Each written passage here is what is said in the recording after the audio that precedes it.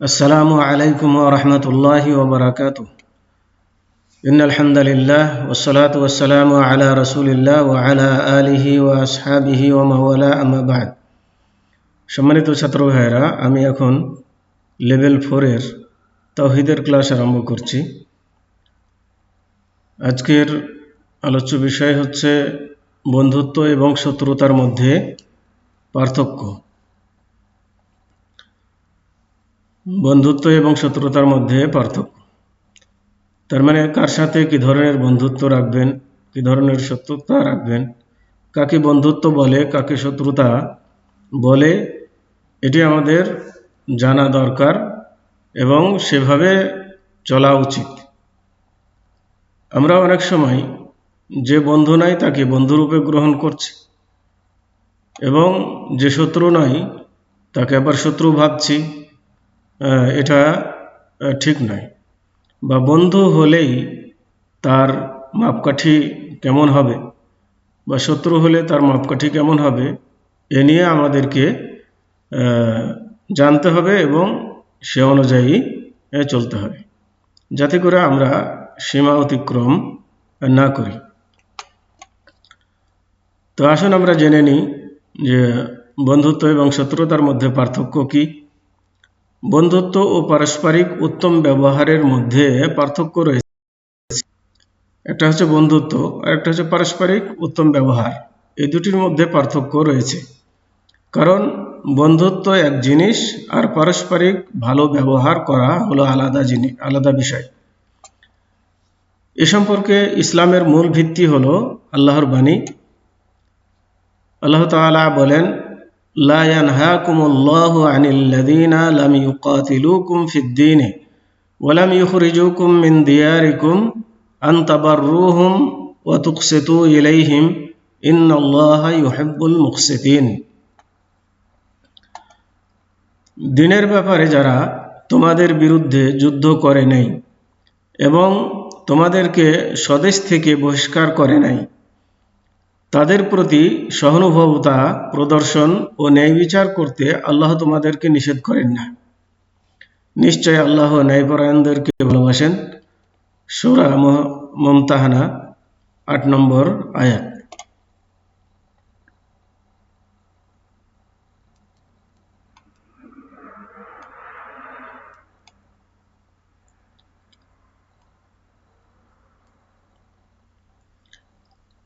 এই আয়াতের মাধ্যমে আমাদের জন্য স্পষ্ট হলো যে পারস্পরিক নিজেদের মধ্যে একই রকমের বন্ধুত্ব, ভালোবাসা, সাহায্য ও সহায়তা হলো এক বিষয়, আর নিকটবর্তী অমুসলিমদের সঙ্গে অনুগ্রহ, পরোপকার, সম্পর্ক রাখা ও তাদের জন্য খরচ করা আলাদা বিষয়। আল্লাহ পাক আরও ইরশাদ করেন, ওয়াসাইনাল ইনসানা বিওয়ালিদাইহি হামালাতহু উম্মুহু ওয়াহানান আলা ওয়াহানিন ওয়া ফিসালুহু ফি আমাইনি আনিশকুর লি ওয়া লিওয়ালিদাইকা ইলাইয়াল মাসির ওয়া ইন জাহাদাকা আলা আন তুশরিকা বিমা লাইসা লাকা বিহি ইলমুন ফালা তুতি'হুমা ওয়া সাহিবহুমা ফিদ দুনিয়া মা'রুফা ওয়াত্তাবি সাবিলা মান আনাবা ইলাইয়া সুম্মা ইলাইয়া মারজিউকুম ফাউনাব্বিউকুম বিমা কুনতুম তা'মালুন।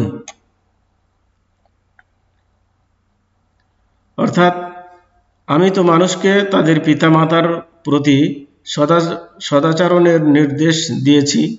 মা তার সন্তানকে কষ্টের পর কষ্ট করে গর্ভধারণ করে এবং তার দুধ ছাড়ানো হয় 2 বৎসরে।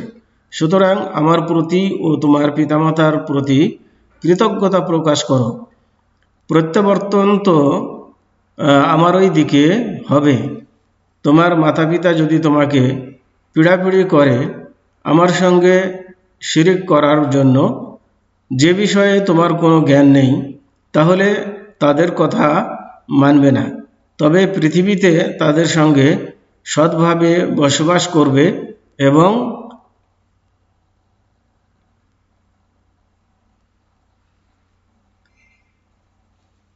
যে বিশুদ্ধ চিত্তে আমার অভিমুখে হয়েছে তার পথ অবলম্বন করো।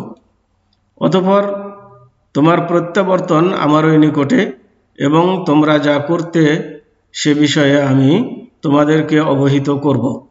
সূরা লোকমান 14-15 নম্বর আয়াত। আল্লাহ পাক ইরশাদ করেন,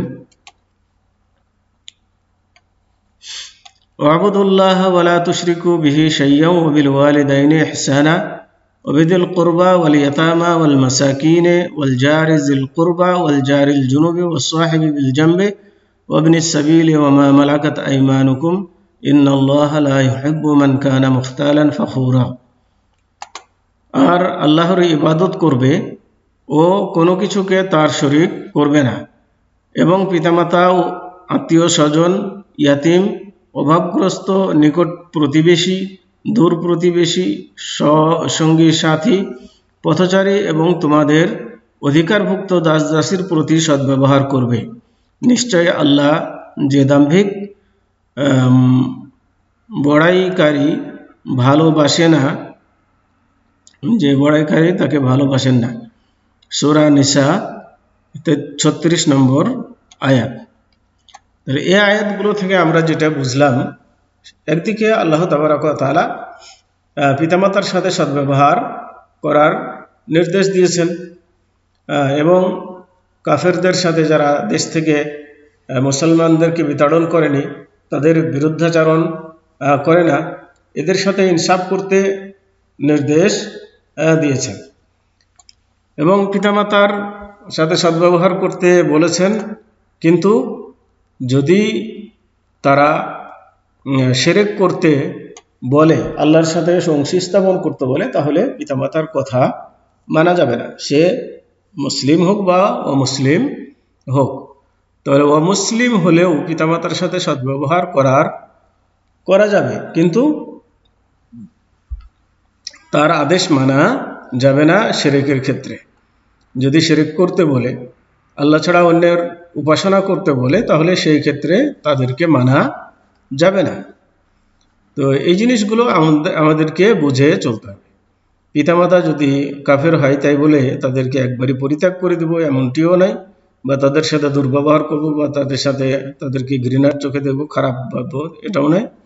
আবার তাদেরকে যে মুসলমানের চাইতেও বেশি তাদের সাথে বন্ধুত্ব রাখবো, ভালোবাসা দেখাবো, এমনটিও নয়। সেটা ক্ষেত্র বিশেষে যখন যেমন তখন তেমন করতে হবে।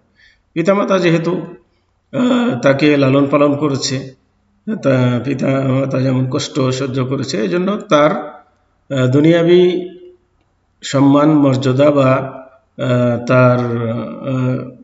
তার প্রতি সদ্ব্যবহার এগুলো পাওয়ার সে অধিকার রাখে। কিন্তু যেহেতু সে আল্লাহর বিধান লঙ্ঘন করছে, আল্লাহকে মানছে না, সেজন্য তাদের সাথে ওইরকম বন্ধুত্ব স্থাপন করা যাবে না যেমন যারা আল্লাহকে মানে তাদের সাথে বন্ধুত্ব হবে। কিন্তু দুনিয়ার চলাফেরার ক্ষেত্রে তাদের সাথে চলাফেরা করা যাবে, সম্পর্ক রাখা যাবে। কাফেরদের সঙ্গে বাহ্যিকভাবে মৈত্রী ও সাদৃশ্য রাখার সংক্ষিপ্ত কিছু নমুনা নিম্নে উল্লেখ করা হলো। এখন কাফেরদের সঙ্গে বাহ্যিকভাবে মৈত্রী বা সাদৃশ্য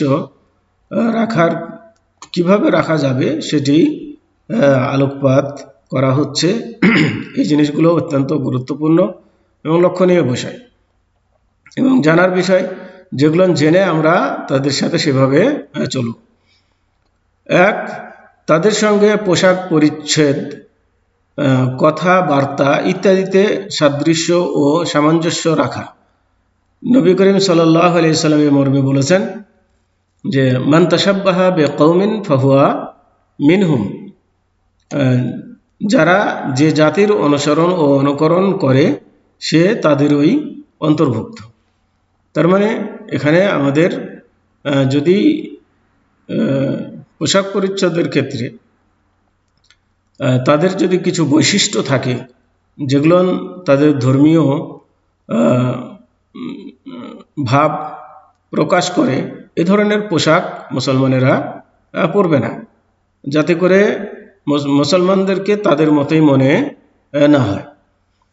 তো কিন্তু যদি কোনো পোশাক পরিচ্ছদ তাদের ধর্মীয় রীতিনীতির কোনো অর্থ বহন না করে, তাহলে সে ধরনের পোশাক সবার জন্যই পরা যেতে পারে। 2 নম্বর হচ্ছে দিন ইসলাম থেকে দূরে থাকার উদ্দেশ্য অমুসলিম দেশে অবস্থান ও বসবাস করা এবং সেখান থেকে স্থানান্তরিত না হওয়া। আল্লাহ পাক ইরশাদ করেন, তার মানে সে দিন থেকে দূরে থাকতে, দিন ইসলাম থেকে দূরে থাকতে চায়, এজন্য সে কি করছে, কাফের দেশে বসবাস করছে এবং সেখান থেকে হিজরতও করতে রাজি নয়। তো এই মর্মে আল্লাহ পাক ইরশাদ করেন যে ইন্নাল্লাযীনা তাওয়াফাহুমুল মালাইকাতু যালিমি আনফুসিহিম ক্বালু ফীহিম কুনতুম ক্বালু ফীমা কুনতুম ক্বালু কুন্না মুস্তাদআফিনা ফিল আরদি ক্বালু আলাম তাকুন আরদুল্লাহি ওয়াসিআতান ফাতুহাজিরু ফিহা ফাউলাইকা মাওয়াহুম জাহান্নামু ওয়া সাআত মাসীরা ইল্লাল মুস্তাদআফিনা মিনার রিজালি ওয়ান নিসাই ওয়াল বিলদানি লা ইস্তাতিউনা হিলাতাও ওয়া লা ইয়াহতাদুনা সাবিলা ফাউলাইকা আসাল্লাহু আন ইয়াফুয়া আনহুম ওয়া কানা আল্লাহু আফুওয়ান গফুরা। আল্লাহ তাবারক তাআলা বলেন যে যারা নিজেদের প্রতি জুলুম করে তাদের প্রাণ গ্রহণের সময় ফেরেশতাগণ বলে, তোমরা কি অবস্থায় ছিলে? তারা বলে, দুনিয়ায় আমরা দুর্বল অবস্থায় ছিলাম। তারা বলে, দুনিয়ায় এমন প্রশস্ত ছিল না যে সেথায় তোমরা হিজরত করতে। মানে একটা যারা দিন পালন করেনি, তাদের যখন জান কবর করে ফেরেশতারা, তখন তাদেরকে বলে যে তোমরা কি অবস্থায় ছিলে? তখন তারা অজুহাত হিসেবে বলে যে আমরা দুর্বল ছিলাম, আমাদের এগুলো করার কোনো সুযোগ ছিল না, দিন ধর্ম পালন করার কোনো সুযোগ ছিল না। তখন ফেরেশতারা বলে কি, আল্লাহর জমিন কি প্রশস্ত ছিল না? ওখানে যদি তোমার দিন ধর্ম পালন করা সম্ভব ছিল না, তাহলে আল্লাহর জমিন তো প্রশস্ত ছিল, সেখান থেকে তোমরা চলে যাওনি কেন, সরে যাওনি কেন? এইভাবে তার মানে তাদের অজুহাত আল্লাহ রাব্বুল আলামিন কি করেন না, কবুল করেন না, গ্রহণ করেন না। ওদের আবাসস্থল জাহান্নাম। আল্লাহ বলছেন যে তাদের বসবাস হবে জাহান্নামে, তারা জাহান্নামে যাবে। মানে এই অজুহাত আল্লাহ শুনবেন না। আর উহা কত মন্দ আবাস, মানে বাসস্থান।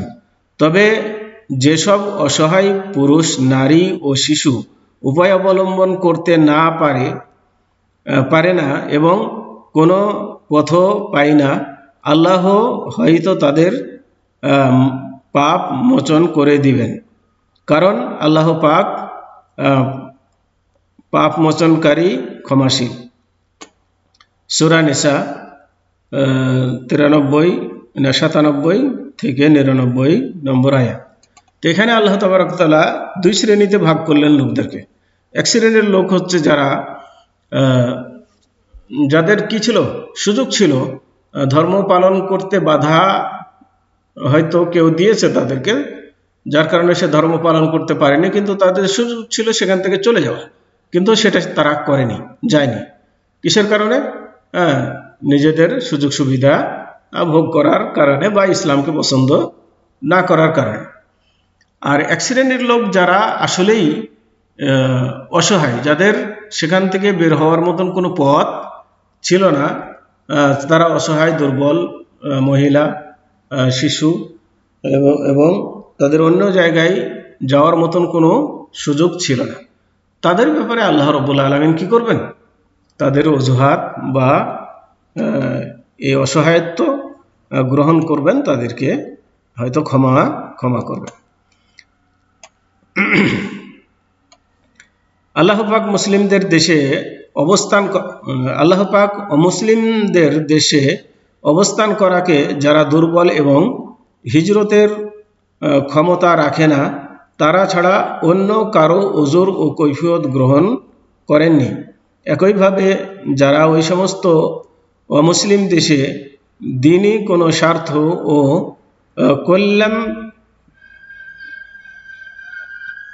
কল্যাণ থাকলেই কেবল অবস্থান করা যাবে,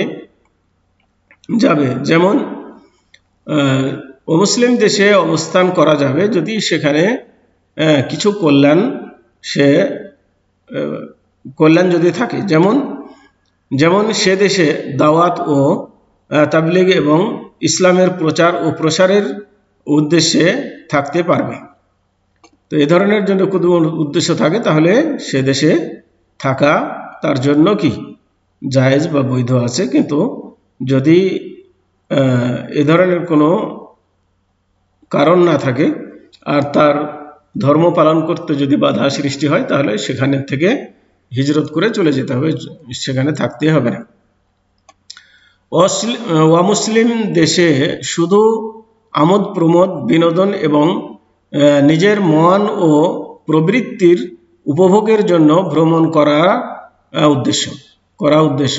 তবে হ্যাঁ, ওই সমস্ত দেশে অতি জরুরি প্রয়োজন ছাড়া ভ্রমণ করা হারাম, যেমন চিকিৎসা, ব্যবসা বাণিজ্য ও উচ্চশিক্ষা গ্রহণ ইত্যাদি। তার মানে অমুসলিম দেশে শুধু আমোদ প্রমোদ করার জন্য যাওয়া যাবে না। হ্যাঁ, অমুসলিম দেশে সেখানে হয়তো যাওয়া যেতে পারে, সেখানে যদি মনে করেন চিকিৎসার প্রয়োজন পড়ে আর সেখানে ছাড়া ভালো চিকিৎসা নাই, তাহলে সেখানে যাওয়া যেতে পারে। অথবা সেখানে গেলে শিক্ষায় উন্নতি লাভ করা যাবে বা ব্যবসা বাণিজ্য করা যাবে, যে ব্যবসা বাণিজ্য দিয়ে আপনি ইসলামের উপকার করতে পারবেন। এ ধরনের উদ্দেশ্য থাকলে সেখানে যাওয়া যেতে পারে।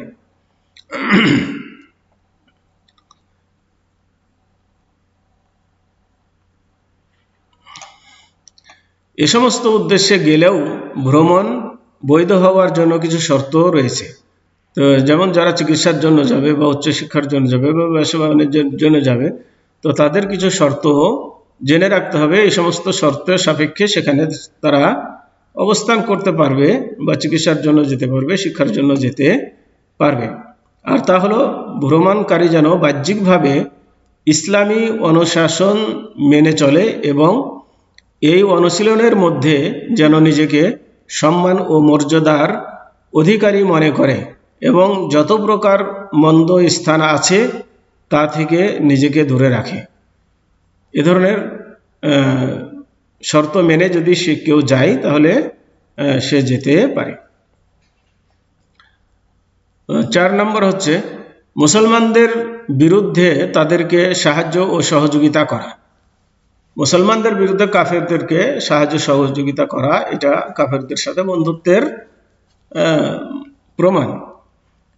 এবং তাদের প্রশংসা করা এবং মুসলমানদের থেকে নিজেকে দূরে রাখা, মানে কাফেরদের প্রশংসা করা এবং মুসলমানদের থেকে নিজেকে আলাদা করে রাখা, এটা হচ্ছে কাফেরদের সাথে বন্ধুত্বের প্রমাণ। আর এটি হলো ব্যক্তির ইসলাম বিনষ্ট বা ইসলাম থেকে মুরতাদ হওয়ার একটি কারণ। এই ধরনের কাজ করলে ইসলাম থেকে বেরিয়ে যাবে। 5 নম্বর হচ্ছে অমুসলিমদের কাছ থেকে সাহায্য গ্রহণ করা এবং তাদের প্রতি আস্থা ও বিশ্বাস রাখা এবং মুসলমানদের গোপনীয় বিষয়ে তাদেরকে কোনো পদমর্যাদায় ক্ষমতাসীন করা অথবা তাদেরকে অন্তরঙ্গ বন্ধু ও উপদেষ্টা ও পরামর্শদাতা হিসাবে গ্রহণ করা। আল্লাহ পাক ইরশাদ করেন,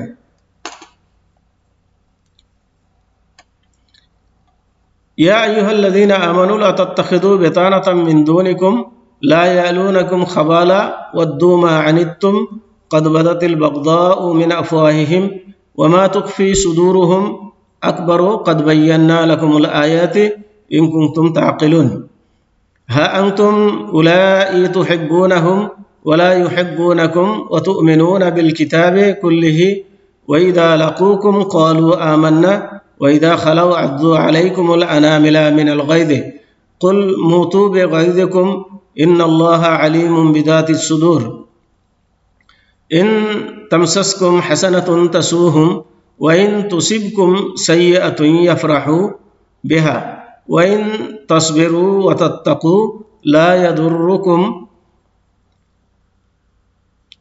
كيدهم شيئا إن الله بما يعملون محيط। অর্থাৎ হে মুমিনগণ, তোমাদের আপনজনরা ছাড়া অন্য কাউকে অন্তরঙ্গ বন্ধুরূপে গ্রহণ করো না। তারা তোমাদেরকে অনিষ্ট করতে ত্রুটি করবে না। যা তোমাদের বিপন্ন করে তারা তাই কামনা করে। তাদের মুখে যে বিদ্বেষ প্রকাশ পায় এবং তাদের হৃদয় যা গোপন রাখে তা আরও গুরুতর। তোমাদের জন্য নিদর্শনগুলি বিশদভাবে বিবৃত করছি, যদি তোমরা অনুধাবন করো। সাবধান হও, তোমরাই তাদেরকে ভালোবাসো অথচ তারা তোমাদেরকে ভালোবাসে না। তোমরা সমস্ত গ্রন্থই বিশ্বাস করো, আর তারা যখন তোমাদের সাথে মিলিত হয় তখন বলে আমরা বিশ্বাস স্থাপন করছি, এবং যখন তোমাদের হতে পৃথক হয়ে যায় তখন তোমাদের প্রতি আক্রোশে আঙ্গুলির অগ্রভাগ দংশন করে। তুমি বলো, তোমরা তোমাদের নিজেদের আক্রোশে মরে যাও। নিশ্চয় আল্লাহ অন্তরের কথা পরিজ্ঞাত আছেন। যদি তোমাদেরকে কল্যাণ স্পর্শ করে তবে তারা অসন্তুষ্ট হয়, আর যদি তোমাদের অমঙ্গল উপস্থিত হয় তারা আনন্দিত হয়ে থাকে। এবং যদি তোমরা ধৈর্য ধারণ করো ও সংযমী হও তবে তাদের চক্রান্ত তোমাদের কোনোই ক্ষতি করতে পারবে না। তারা যা করে নিশ্চয় আল্লাহ তার পরিবেষ্টনকারী। সূরা আলে ইমরান 118 থেকে 120 নম্বর আয়াত।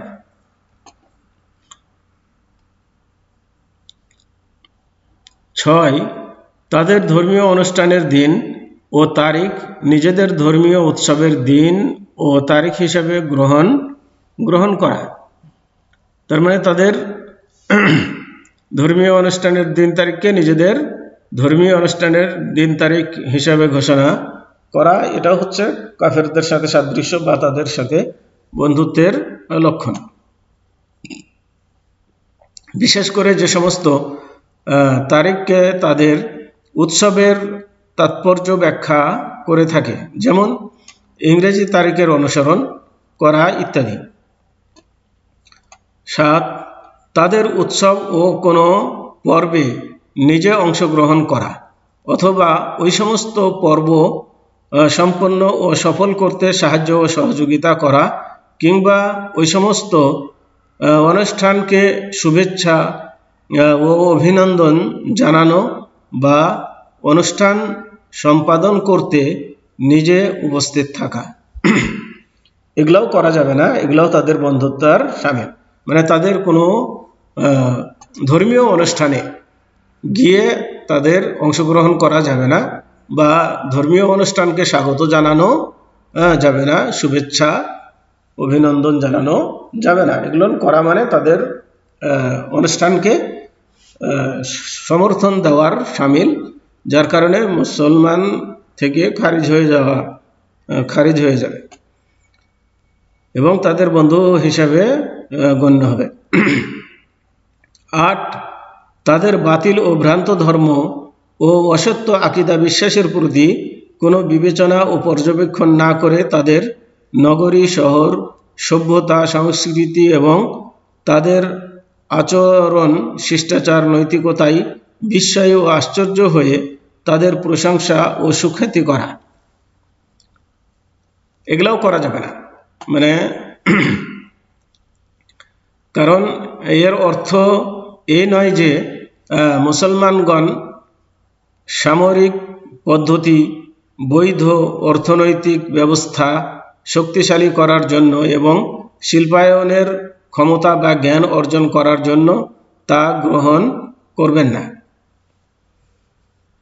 এর মানে এ নয় যে মুসলমানেরা যদি তাদের কাছ থেকে কিছু জ্ঞান অর্জন করে এই সকল বিষয়ে, তাহলে সেটা করতে পারে, কিন্তু তাদের এগুলোকে প্রাধান্য দেওয়া বা তাদের এগুলোর কারণে তাদেরকে বাহবা দেওয়া, এটা চলবে না। বরং এ সমস্ত অবশ্যই কাঙ্ক্ষিত ও কাম্য। আল্লাহ পাক ইরশাদ করেন, ওয়া আইদ্দু লাহুম মাস্তাতাআতুম মিন কুওয়াতিন, অর্থাৎ তোমরা তাদের মোকাবেলার জন্য যথাসাধ্য শক্তি ও অশ্ববাহিনী প্রস্তুত রাখবে। সূরা আনফাল ৬০ নম্বর আয়াত। আল্লাহ পাক আরও ইরশাদ করেন, কুল মান হাররামা যিনাতাল্লাহিল্লাতী আখরাজা লিইবাদিহি ওয়াত-তাইয়্যিবাতি মিনার রিজকি কুল হিয়া লিল্লাযীনা আমানু ফিল হায়াতিদ দুনিয়া খালিসাতান ইয়াওমাল কিয়ামাহ। অর্থাৎ তুমি বলো, আল্লাহ স্বীয় বান্দাদের জন্য যেসব শোভার বস্তু ও বিশুদ্ধ জীবিকা সৃষ্টি করেছেন তাকে নিষিদ্ধ করেছেন। মানে যেগুলো আল্লাহ শোভার জিনিস করেছেন সেগুলো গ্রহণ করতে নিষেধ নেই, আল্লাহর পক্ষ থেকে নিষেধ নেই। বলো, পার্থিব জীবনে বিশেষ করে কিয়ামতের দিনে এই সমস্ত তাদের জন্য যারা ঈমান আনে। আর কিয়ামতের দিন, পার্থিব জীবনে এবং কিয়ামতের দিন বিশেষ করে এগুলো ঈমানদারদের জন্যই রয়েছে। অতএব দুনিয়ার চাকচিক্য অর্জন করতে নিষেধ নাই, কিন্তু এগুলো যেন পরকালের বাধা হিসাবে না হয়। ৯, অমুসলিমদের নামের অনুকরণে নিজেদের নামকরণ করা, এটাও জায়েজ নয় বা তাদের বন্ধুত্বের শামিল। ১০, অমুসলিমদের জন্য আল্লাহর কাছে ক্ষমা চাওয়া এবং তাদের প্রতি অনুগ্রহ ও সহানুভূতি প্রকাশ করা। এ সম্পর্কে আল্লাহ পাক ইরশাদ করেন, মানে অমুসলিমদের জন্য আল্লাহর কাছে ক্ষমা চাওয়া যাবে না এবং তাদের জন্য অনুগ্রহ প্রকাশ করাও যাবে না, সহানুভূতি প্রকাশ করা যাবে না। যেমন আল্লাহ তাবারক তাআলা বলেন, মা কানা লিন-নাবিয়্যি ওয়াল্লাযীনা আমানু আন ইস্তাগফিরু লিল-মুশরিকিনা ওয়ালাউ কানু উলি কুরবা মিন বাদি মা তাবায়্যানা লাহুম আন্নাহুম আসহাবুল জাহিম।